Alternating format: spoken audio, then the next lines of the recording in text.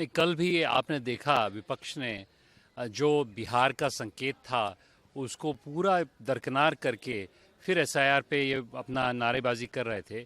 ये देश के विरोध में नारेबाजी हो रही है, क्योंकि सब जानते हैं कि एसआईआर के मुद्दे पे बिहार की जनता ने एक बहुत बहुत अच्छा निर्णय दिया है और इसको हमारे विपक्ष को समझना चाहिए। और देश में अगर चर्चा की बात है तो सदन में चर्चा होती है। ज़ीरो आवर में आके इस प्रकार की नारेबाजी करना और क्वेश्चन आवर में आके इस प्रकार की नारेबाजी करना, इससे मेरे हिसाब से विपक्ष के भी कई सांसद दुखी हैं, पूरा गणतंत्र दुखी है। अगर हमारी पंचायत जो सबसे विश्व की सबसे बड़ी पंचायत है उसमें आप अगर बहस नहीं कर सकते, एक दूसरे साथ मिलजुल के बात नहीं कर सकते, सिर्फ वेल में घुस के नारेबाजी करना, थंपिंग करना जो स्पीकर का जो डेस्क है उसके साथ, एकदम सरासर गलत है। मैं समझता हूं कि इसके विरोध में जनता ने बोला है और फिर बोलेगी। नहीं, देखिए, प्राइवेसी के लिए भी हमारी संचार साथी ऐप में पर्याप्त उपयोग है। कोई प्रकार का प्राइवेट डेटा उसमें नहीं होता है। मैं समझता हूं कि इससे किसी व्यक्तिगत व्यक्ति पे कोई आक्षेप नहीं होगा।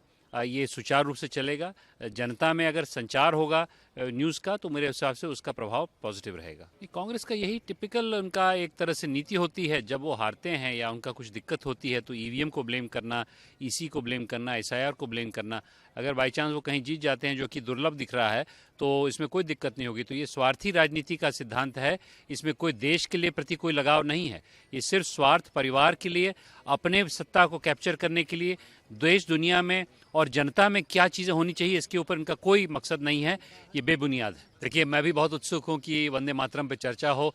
ऐसा एक क्रांतिकारी क्षण था जब हमारे सन्यासियों ने बंगाल में विद्रोह किया था और उसके बाद आनंद मठ की रचना हुई और आनंद मठ में ये वंदे मातरम का गीत पूरे राष्ट्र का गीत बन गया है।